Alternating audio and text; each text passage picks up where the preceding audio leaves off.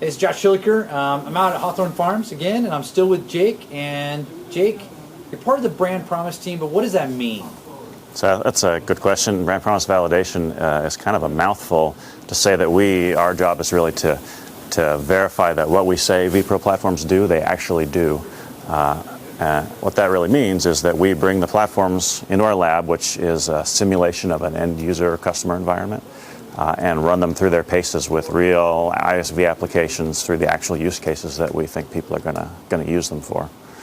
Outstanding. So we're somewhere special. Where are we at? So we're in the ideation lab. Okay, what do you guys do here?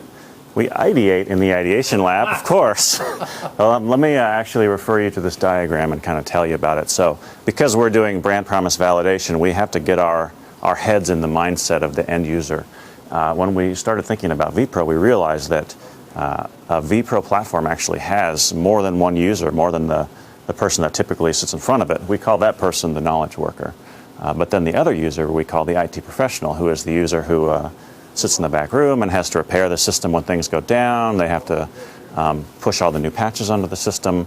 And so the idea is we want to validate that vPro platforms not only satisfies the knowledge worker, but actually satisfies and brings extra value to the IT professional.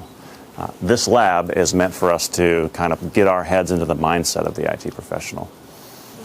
You can see in the diagram we've got the knowledge worker PCs on top. So the ideation lab is laid out with knowledge worker PCs on this side.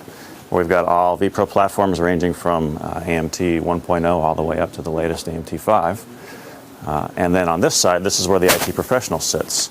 So when you're playing the role of the IT professional and you're sitting over here, if you actually have to turn and look at this side to see if your test is a pass or not, it's really not a pass, because in the real world, IT professionals can't see the screen that they're actually working on. So that's really what this space is all about, is to help us get our mindset into the set of the user. Outstanding. Jake, thanks again for letting me in today. Yeah, no problem.